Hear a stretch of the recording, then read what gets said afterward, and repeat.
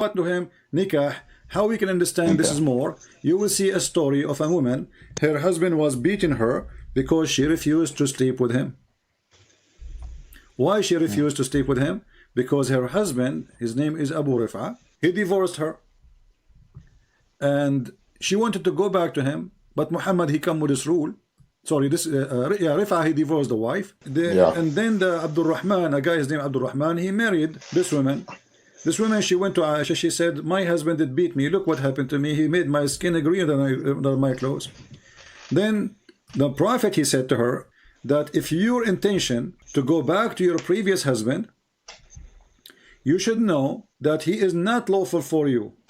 Read really carefully. Allah Messenger said to her, if that is your intention, which means to go back to your previous husband, he is unlawful for you to marry Rifa unless Abdul Rahman, he had nikah with you. He have what? Sexual intercourse in the translation. In the Arabic it says يَذُوقُ عُسَيْلَتَكِ, which means he tests your orgasm. What? Yeah.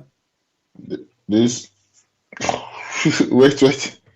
I'm trying to make sense of the logic, but it's flawed. I don't think this can solve anything.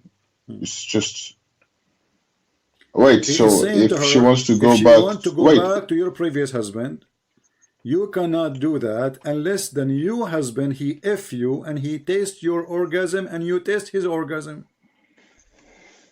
But that I'm trying to understand the logic behind that, but that does not help anybody. He's a crazy man. His name is Muhammad. What logic? What is the logic behind this? A guy, he divorced his wife. If Muhammad don't want people to divorce, why you make it so easy?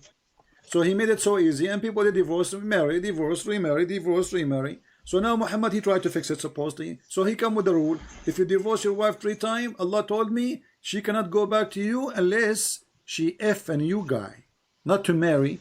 Because as you see here, she is married to a guy already. Still, he is unlawful for her to go back to the previous husband.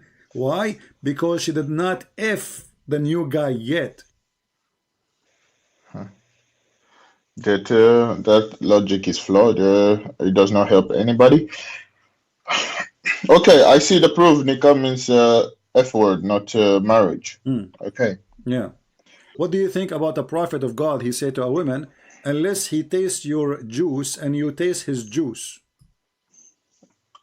It's normal, he's an adult. I think it's okay to say something like that because they are all adults. Is it okay for a Prophet of God to be polite, you mean? This is polite. To say to a woman, unless he tastes your orgasm. I'm not saying like it's polite.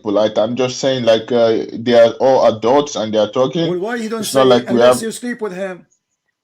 Do he have to say unless you taste his orgasm and you taste his orgasm?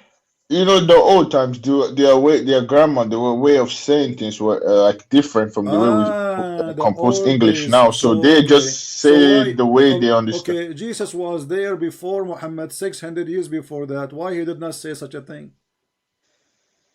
I feel Jesus was like a very holy person, and that kind of word is not like fitting to his description. Exactly, it's not fitted. It's fit for a low trashy person like Muhammad. No, I don't think so. I think it's like counseling in a way. I mean, if you go to a pastor, I think tell them about your sexual life. I think they are going to talk explicit things. This is a normal thing. No, normal thing, yeah. So until now, you think your prophet is a good guy after all of this? I am not saying, wait, first of all, I was gonna just know about Aisha, then if you were wrong, I would just laugh and leave. But Aisha, you proved it to be right, and now I have to listen to what you have to say because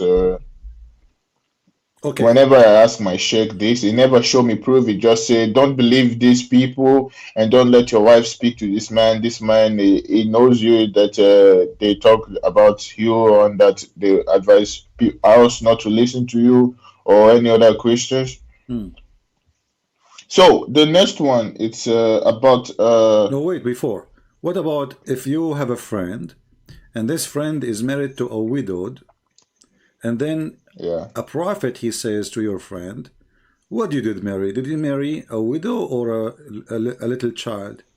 The guy, he says, it's a widow, not a virgin. The prophet said to him, why you don't marry a little child, to F a little child, so you can play with her and she can play with you. Is that an advice of a prophet of God or a child molester?